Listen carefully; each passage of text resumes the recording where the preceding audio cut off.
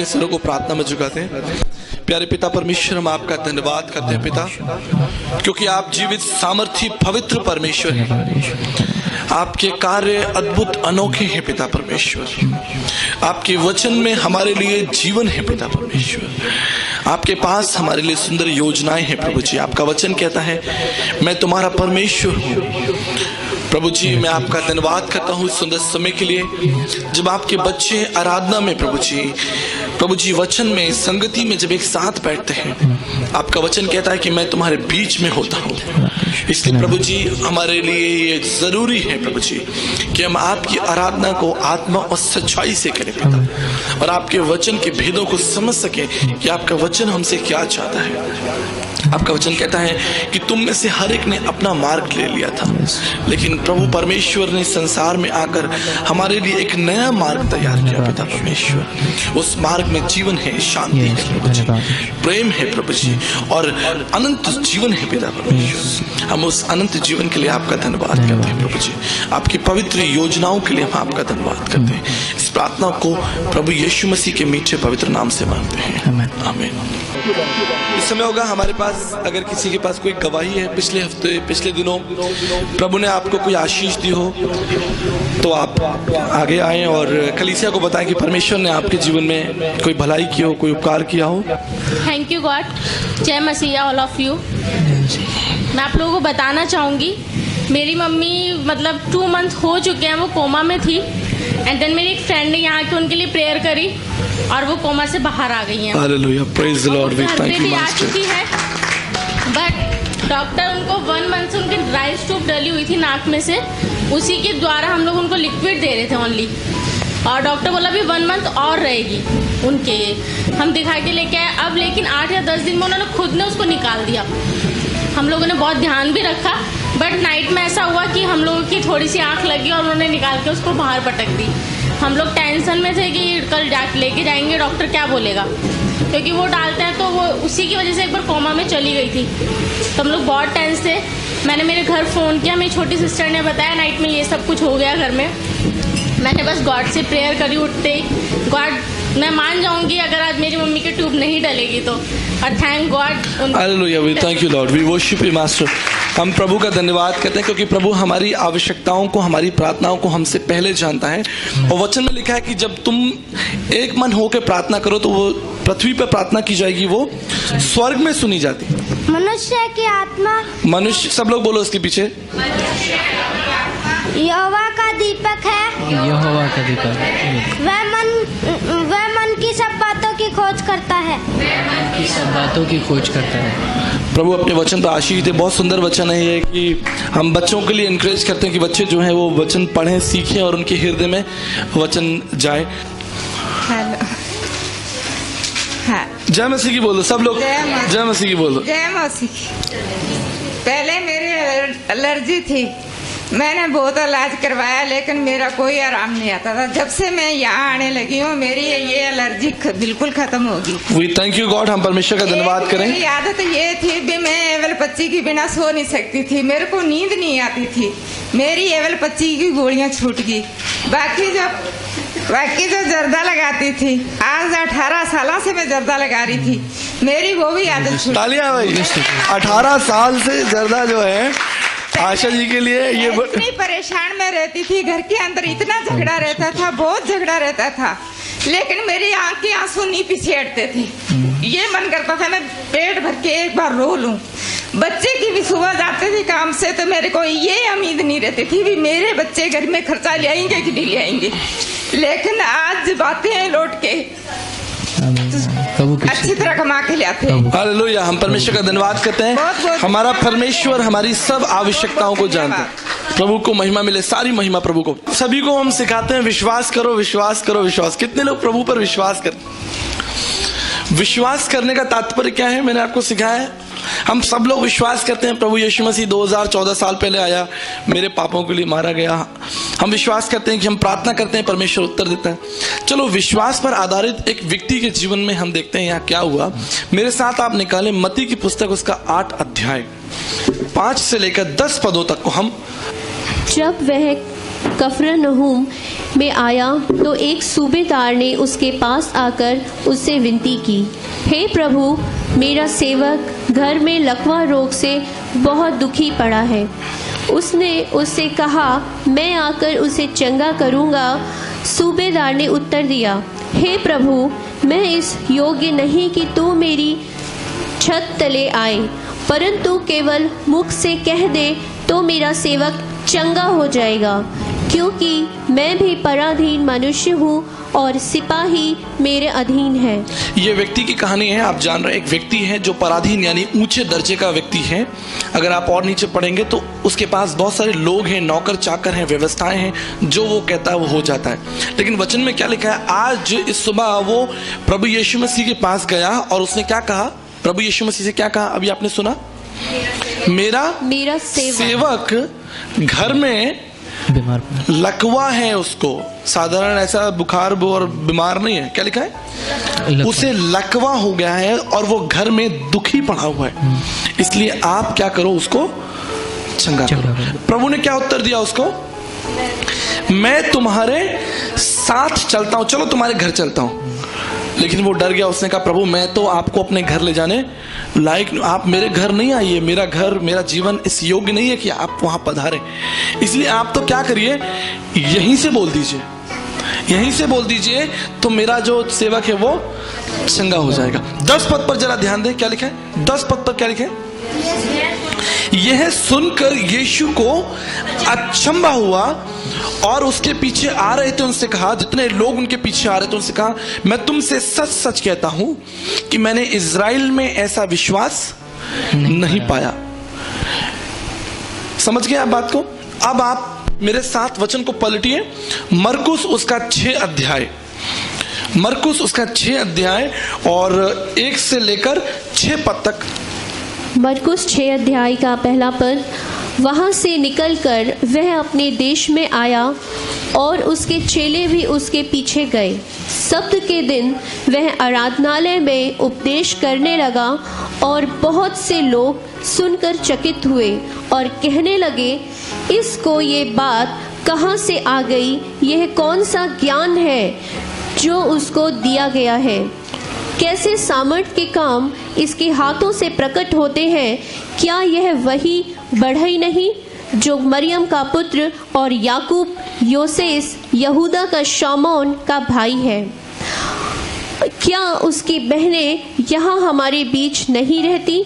इसलिए उन्होंने उसके विषय में ठोकर खाई। यीशु ने उनसे कहा, भविष्यद्वक्ता का अपने देश और अपने कुटुंब और अपने घर को छोड़कर और कहीं भी निरादर नहीं होता। वहाँ कोई सामर्थ का काम ना कर सका, क्योंकि थोड़े से बीमारों पर हाथ रख के उन्हें चंगा किया और उसे उनके अविश्वास पर आश्चर्य हुआ और वह चारों ओर के गांवों में उपदेश करता फिरा। यहाँ पर आपके सामने 2 सिचुएशन हैं, 2 अलग अलग लोग हैं। एक जगह ये सूबेदार है, वचन में लिखा है कि वो यीशु मसीह के पास गया, उसने कहा, प्रभु आप सिर्फ बोल दो और मेरा सेवक क्या हो जाएगा, चंगा हो जाएगा। प्रभु ने क्या किया, वचन में लिखा है कि वो उसे अचंभा हुआ, उसको आश्चर्य हुआ। 10वें पद में लिखा है, 8-10 में, मत्ती 8-10 में, ये सुनकर प्रभु को आश्चर्य हुआ, इसके विश्वास को देखकर प्रभु को आश्चर्य हुआ कि इसने मुझ पर इतना बड़ा विश्वास रखा है। वो कहा है कि प्रभु तुम सिर्फ बोल दो, वो कितनी दूर उसका घर है, वो व्यक्ति कहां पर है, लेकिन वो बोलता है कि सिर्फ आप बोल दो, मेरा व्यक्ति जो ठीक हो जाएगा। दूसरी ओर आप यहां पर देख रहे हैं, नासरत नगर में यीशु का अनादर हो रहा है।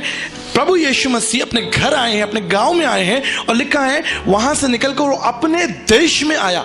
लोग कहने लगे कि ये व्यक्ति, ये क्या बढ़ ही नहीं है, क्या ये व्यक्ति हमारे बीच में नहीं रहता था, क्या इसके भाई बहन और इसके जो दूसरे कुटुंबी संगी साथी हैं वो हमारे बीच में नहीं रहते? लेकिन ये अद्भुत काम कैसे करता है? और लिखा है इसलिए उसने उसके विषय में क्या कही, ठोकर खाई। और क्या हुआ, यीशु ने कहा कि भविष्यवक्ता अपने देश में, अपने कुटुंब में, अपने घर में, घर को छोड़ कहीं और निरादर नहीं होता। और लिखा है वचन में 5वें पद में लिखा है कि वहां कोई सामर्थ के काम प्रभु यीशु मसीह ना कर सका। क्यों नहीं कर सका? क्योंकि अविश्वास विश्वास एक महत्वपूर्ण प्रक्रिया है।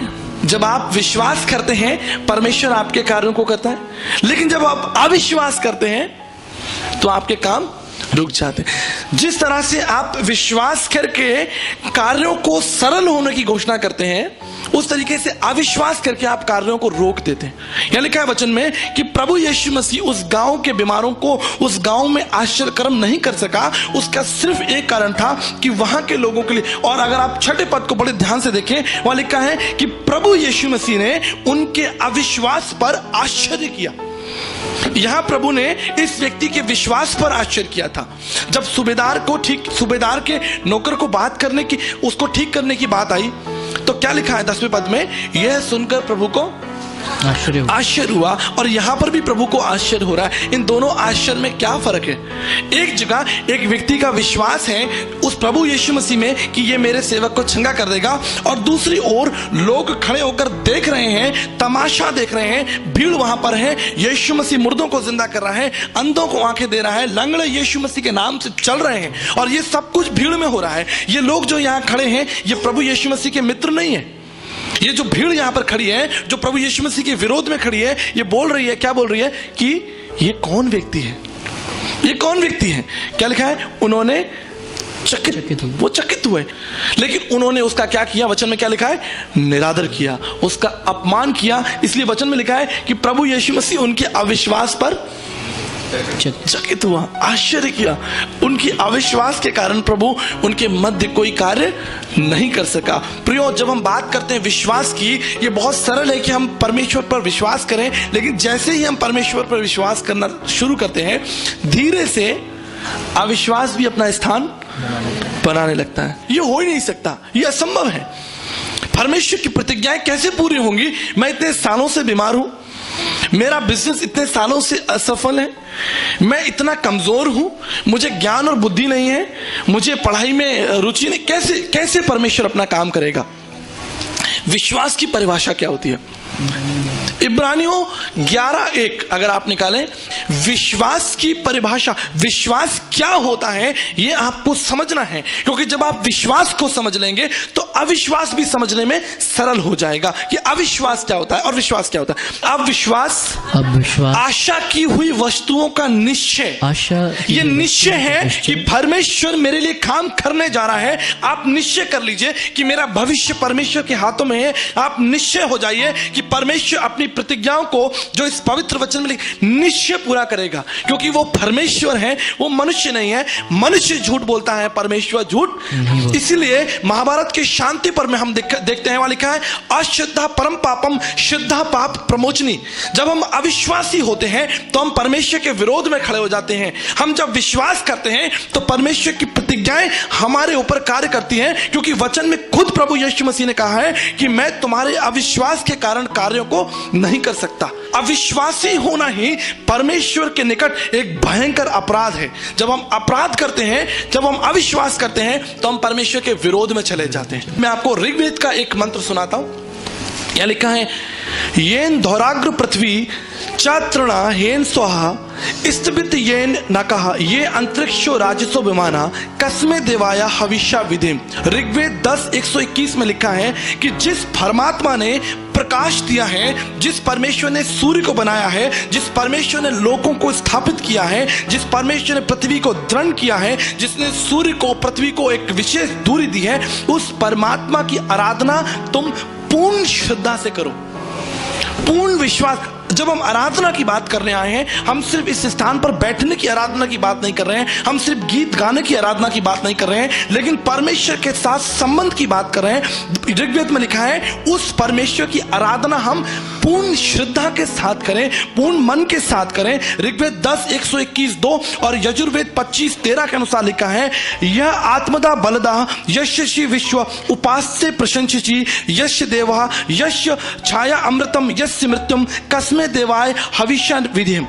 उस परमेश्वर की आराधना तुम सच्चाई से करो, पूर्ण श्रद्धा से करो, जो बल देता है, जिसकी छाया से हमको जीवन मिलता है, और जिसके दूर जाने से हमारे जीवन में मृत्यु आती है, श्राप आता है। उस परमेश्वर की आराधना तुम कैसे करो? पूर्ण श्रद्धा के साथ करो, पूर्ण श्रद्धा के साथ। इसके लिए जब आप प्रार्थना करते हैं तो भारतीय दर्शन शास्त्र में एक और बहुत सुंदर व्याख्या लिखा है, परोपे ही मनस पाप किम शिस्तानी शंशनी प्रेही ना त्वा कामे। हे मेरे मन में जो ये जो शंकाएं पैदा हो रही हैं, मेरे मन में जो ये दुविधा पैदा हो रही है, क्या परमेश्वर मेरी सहायता करेगा? ऋग्वेद में अथर्ववेद 6:45-1 के अनुसार, हे मेरे मन तू इन बुरी सम्मतियों से क्या रहे? दूर रहे। हे मेरे मन तू इन शंकाओं से क्या रहे? दूर रहे। हे मेरे मन तू इन शंकाओं की ओर दृष्टि मत कर। इसलिए प्रभु यीशु मसीह का वचन नीति वचन 3:5 में, बाइबल के नीति वचन 3:5 में प्रभु का एक बहुत सुंदर कथन है, तू अपनी समझ का सहारा न लेना, तू संपूर्ण हृदय से यहोवा परमेश्वर पर क्या करना? भरोसा रखना। तब वो क्या करेगा? सीधा मार्ग निकालेगा। तेरे लिए टेढ़ा मार्ग निकालेगा, सीधा मार्ग निकालेगा। तेरे लिए सीधा मार्ग निकालेगा जब तू यहोवा परमेश्वर पर पूर्ण विश्वास करेगा, पूर्ण मन से विश्वास करेगा, वो तेरे लिए सीधा मार्ग निकालेगा। बहुत सरल है कि हम परमेश्वर की प्रतिज्ञाओं पर भरोसा रखें और उसके साथ साथ उसकी प्रतिज्ञाओं पर हम शक भी रखें। बहुत सरल है, बहुत साधारण तरीके से आपके मन में ये दोनों बातें साथ चल सकती हैं। मेरा भविष्य, मेरे बच्चे, मेरी नौकरी कैसे होगा? बहुत साधारण तरीके से हमारे जीवन में ये शंका घुस सकती है। इसलिए परमेश्वर का वचन कहता है कि तुम संपूर्ण हृदय से यहोवा परमेश्वर पर भरोसा रखना और अपनी समझ का सहारा न लेना, अपनी समझ का सहारा मत लेना। इसके विषय में यूहन्ना उसका 12 अध्याय और 39-40 पद को हम पढ़ें। यूहन्ना 12 अध्याय 39 और 40वां पद देखें। इस कारण वे विश्वास न कर सके, क्योंकि यशाया ने यह भी कहा है, उसने उनकी आंखें अंधी और उनका मन कठोर कर दिया है, कहीं ऐसा ना हो कि वे आंखों से देखें और मन से समझे। यहाँ पर प्रभु का वचन कह रहा है कि इस कारण वे विश्वास ना कर सके, लोग विश्वास ना कर सके। उन्होंने प्रभु यीशु मसीह के आश्चर्य कर्मों को देखा, प्रभु की महानता को देखा, प्रभु के अद्भुत कार्यों को देखा, लेकिन क्या लिखा है? वे विश्वास ना कर सके। क्यों विश्वास नहीं कर सके? क्योंकि उनसे पहले यशायाह नबी ने भविष्यवाणी की थी, क्या? कि उनकी आंखें अंधी और उनका मन क्या है? कठोर कर दिया है। कहीं ऐसा ना हो कि वे आंखों से देखें और मन से समझे। कौन हमारी आंखों को अंधा करता है? शैतान। अस्तोमा सदगमय तमसोमा ज्योतिर्गमय मृत्युमा अमृतगमय। याद है आपको? असत्य से सत्य में ले चलो। परमेश्वर बार बार आपको सत्य में लेकर आता है, आप असत्य में कैसे पहुंच जाते हैं? परमेश्वर आपको बार बार सत्य में रखने की कोशिश करता है, लेकिन शैतान आपके मन में सिर्फ क्या डालता है? शैतान सिर्फ हमारे मन में क्या करता है? अपने विचारों को धीरे से, अविश्वास धीरे से डालता है, और फिर हम क्या करते हैं? उसमें हम फलवंत हो जाते हैं। वो धीरे धीरे हमारे अंदर वो पाप जो है, इसलिए वचन में लिखा है, यशायाह नबी ने पहले ही कह दिया कि उनकी आंखें अंधी और उनका मन कठोर कर दिया है शैतान ने। यूहन्ना 12 अध्याय 37 पद को देखें। उसने उनके सामने इतने चिन्ह दिखाए तो भी उन्होंने उस पर विश्वास। जी हाँ, आज से 2014 वर्ष पूर्व प्रभु यीशु मसीह की सेवा पर अगर हम ध्यान दें, दृष्टि करें, प्रभु यीशु मसीह ने जितने भी आश्चर्य कर्म किए वो लोगों के घर में जाकर किए। जितने भी आश्चर्य कर्म किए वो लोगों की उपस्थिति में किए, भीड़ भाड़ में किए, पब्लिक के बीच में। तभी तो वचन में लिखा है यूहन्ना 12:37 में कि उसने इतने चिन्ह दिखाए, इतने आश्चर्य कर्म दिखाए, फिर भी लोगों ने क्या किया? उस पर विश्वास। इब्रानियों 3:7 अविश्वास के प्रति चेतावनी। अगर आप अविश्वास करेंगे, आपके मन में शंका आएगी, तो प्रभु आपको चेतावनी देता है। क्या चेतावनी देता है? अतः जैसा पवित्र आत्मा कहता है, यदि आज तुम उसका शब्द सुनो। कौन सा शब्द? शब्दो ब्रह्म, शब्दाक्षर परम ब्रह्म। आदि में वचन था, आदि में शब्द था, और शब्द क्या था? परमेश्वर था। और परमेश्वर ने क्या किया? हमारे बीच में डेरा किया। वो आसमान का परमेश्वर हमारे बीच में 33.5 साल तक रहा, और उसने क्या कहा? यदि आज तुम उसका शब्द सुनो तो अपने मनों को कठोर ना करो, जैसा कि क्रोध दिलाने के समय और परीक्षा के समय में हुआ। आपको पता है, बहुत सारे आप लोग नए हैं, नहीं मालूम है, इजरायली लोग जो थे वो 40 साल जंगलों में भटकते रहे। क्यों? उन्होंने प्रभु पर विश्वास नहीं किया। मिस्र की गुलामी से मूसा उनको निकालकर अच्छी जगह ले जा रहा था। 40 साल भटकते रहे। देखो 17 पद को पढ़ो, 3:17 को पढ़ो, देखो क्या लिखा है। और वह 40 वर्ष तक किन किन लोगों से क्रोधित रहा, क्या उनसे नहीं जिन्होंने पाप किया, और उनके शव जंगल में पड़े रहे।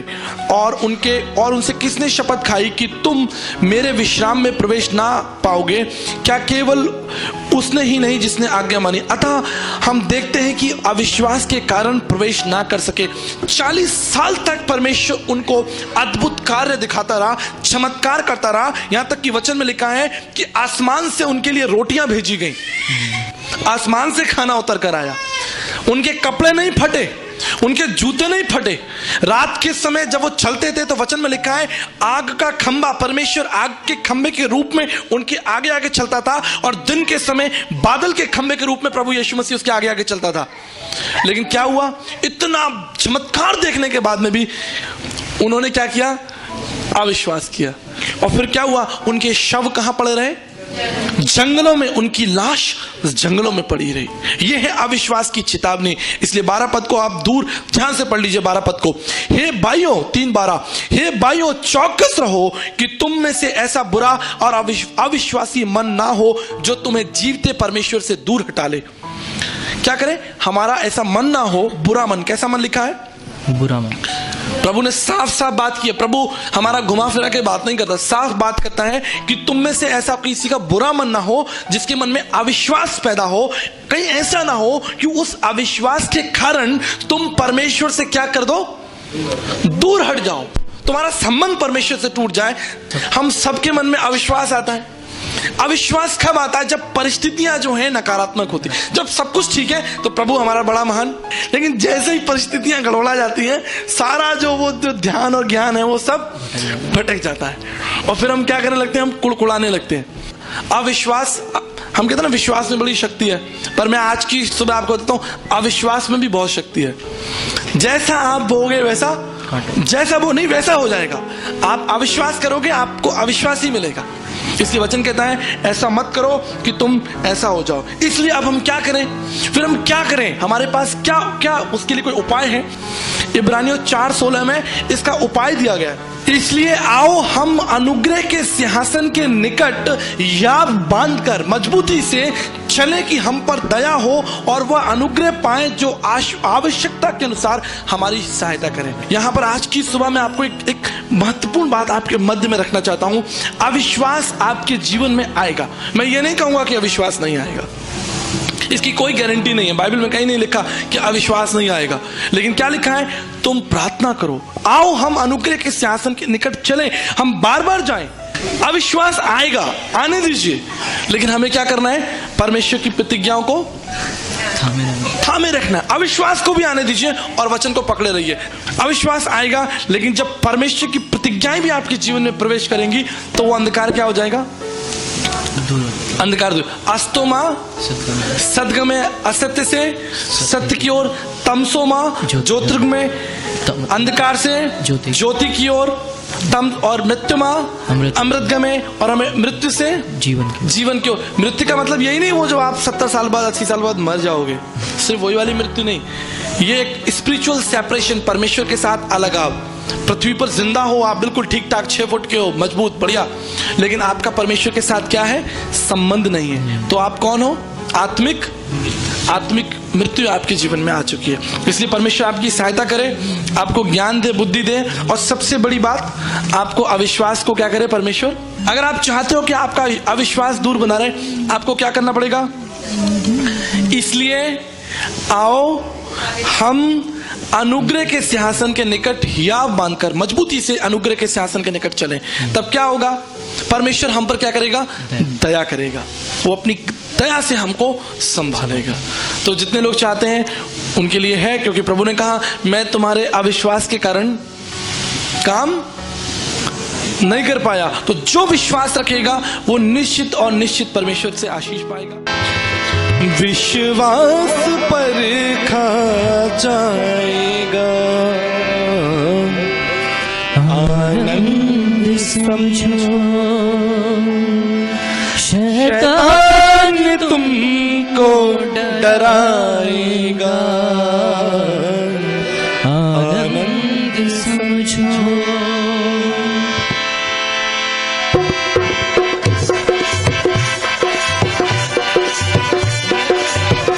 अरे बाबू, विश्वास परखा जाएगा, आनंद समझो, शैतान तुमको डराएगा, आनंद समझो। होगी परीक्षा धीरज बढ़ेगा, अपने के पश्चात सोना बनेगा। होगी परीक्षा धीरज बढ़ेगा, अपने के पश्चात सोना बनेगा, जितना वचन में समाएगा। हम धन्यवाद देना चाहेंगे इस समय जो लोग टीवी पर हमारे इस कार्यक्रम को देख रहे हैं। हम अपना यीशु सत्संग समाप्त नहीं करना चाहते आपको बिना ये अवसर दिए कि आप प्रभु यीशु मसीह को अपने जीवन और अपने परिवार का उद्धारकर्ता प्रभु ग्रहण करें। एक छोटी सी प्रार्थना के साथ आप प्रभु को अपने जीवन में ग्रहण कर सकते हैं। मेरे साथ इन प्रार्थनाओं को दोहराइए। प्रभु यीशु, मैं आपके प्रेम और बलिदान के लिए आपका धन्यवाद करता हूँ। मैं आपके प्रेम और बलिदान के लिए धन्यवाद। अपनी प्रतिज्ञा के अनुसार मेरे जीवन में आइए। अपनी प्रतिज्ञा के अनुसार मेरे जीवन में मेरी सहायता करिए। मेरी सहायता करिए। अपने पुत्र और पुत्री होने का अधिकार दीजिए। पुत्र और पुत्री होने का अधिकार। इस प्रार्थना को मैं प्रभु यीशु मसीह के नाम से मांगता हूँ। प्रभु यीशु के नाम से। आमीन। आमीन। प्रभु आपको